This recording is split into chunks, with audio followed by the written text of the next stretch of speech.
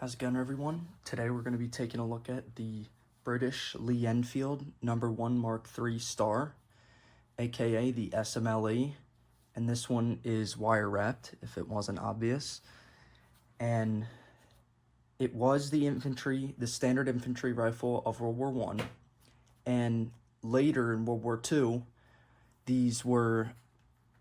a lot of these were shot out because some of them were used as grenade launchers and they had rods that would go down the barrel, and it was an early form of grenade launchers and it would destroy the bores basically. So that could be the reason for some of the shot out bores. Another reason is because corrosive ammo. It's the early 1900s and they didn't figure out non-corrosive primers yet, let alone chrome-lined bores or anything else super special. So let's go into the rifle features. It's a standard bolt action, and it's got a safety here, dead trigger. And then to decock the bolt, you can do one of two things. You can hold the trigger and go like that decocks it, or you can pull the trigger and let it slide forward. So, like I said, this is a grenade launcher, and it has GF stampings everywhere. Right there, right there, right there. All the way on the end cap, this little brass. And that basically means grenade firing.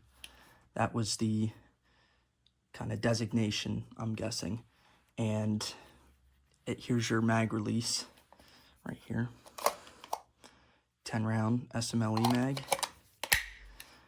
And this gun was built in 1917, and it's a BSA, and it's a Mark III Star. So, some of the more obvious features is the wire wrapping. The wire wrapping was it was implemented by the British to reinforce the stocks from the heavy recoil of firing a grenade rather than just a bullet. And they would also take a big bolt and just bolt the stock, and like I said, to reinforce it. This is a not poor, but more crude example. You see some of the wire wraps are beautifully done.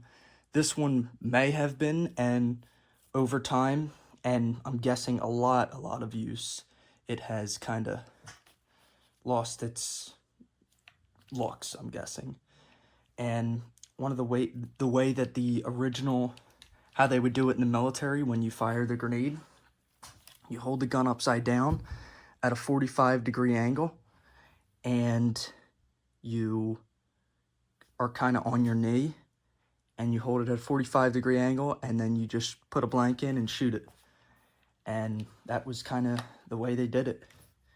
And I'll show you guys how everything works. The sling is original. It could be a World War II era, but the late World War I era slings look like this too.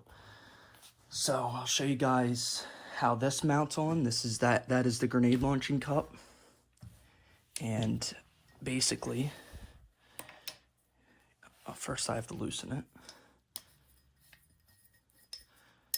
So it's basically threaded, and then as you see, these go in and out depending on how far it's threaded. So that's fully tight. And then it slowly starts to loosen. So then you take this.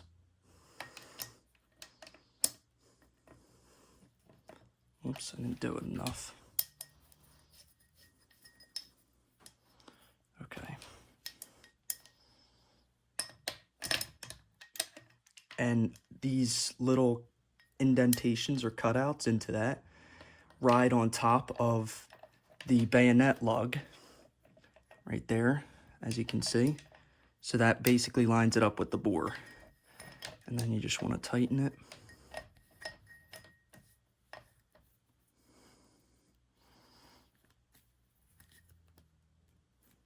And there you go. So then you always had it at a 45-degree angle, And to adjust how far you wanted the grenade to launch, you did this. You would just, I think this is, wow. This is really tight, but you loosen that, tighten it back up. That would be, I think, 80 yards. The middle would be probably somewhere between 120 and 40. And then fully closed is going to give you the full 200 yards. And basically, that's as far as you got. So, a few questions you might be asking is, why is there tennis balls on the table? Well, that's what you shoot out of them, because you can't get grenades, and tennis balls they work pretty well out of them. I found the best way to launch them is you stick it in. If you see this ball, this one was already shot. So you stick it in about to where it's just flush with the end cap. Instead of pushing it all the way in, you stick it into about here, instead of going the full length that you can. And this one isn't big enough, but I'll probably shoot that one later. I forgot to show how shot out the bore is. I'll do that later. Anyway, here's the grenade launching blanks. This is an original World War II paper pack of them, and it's got some very high quality twine wrapping around it. And here's what a blank looks like.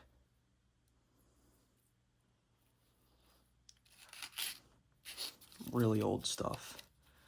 Also corrosive, so you have to clean your bore extensively. But I'll show you, I'll shoot it normally too, just to show that it does shoot. And these are shootable. Now, whether you want to hit something or not is up to you. This one, what's kind of funny is it was somewhat accurate. When I shot it for the first time, I had no idea that these were shot out guns.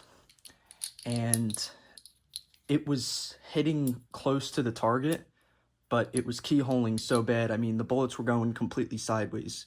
The bullet holes look like this instead of like this. It's pretty funny. So, and I'm just shooting this old Winchester stuff just to get it. It's been around for a while, so try to use it up. So we got one clip loaded. I'll show you guys the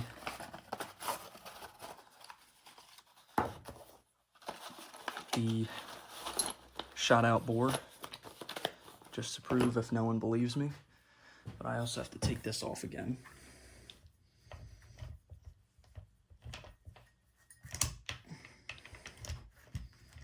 You really gotta loosen it far or it won't come off because of those clamps. So here's your shot out bore.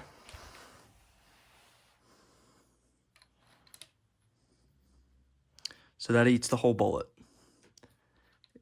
A normal Enfield or any rifle should at least have maybe up to there. Some are a little better, like there, maybe there, maybe there. But this one, it swallows that whole bullet.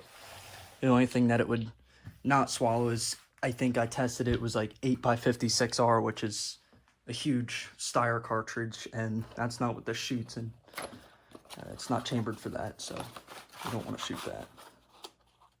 But it didn't swallow that, which was surprising. So we got it loaded up, and I'll take it out to the range. I'll shoot some normal rounds through it, and then I'll shoot maybe one or two tennis balls through it with that grenade launcher. One from the shoulder and probably one from the correct way you're supposed to do it, but it doesn't matter because it's a tennis ball, not a heavy grenade. All right, I'll see you at the range.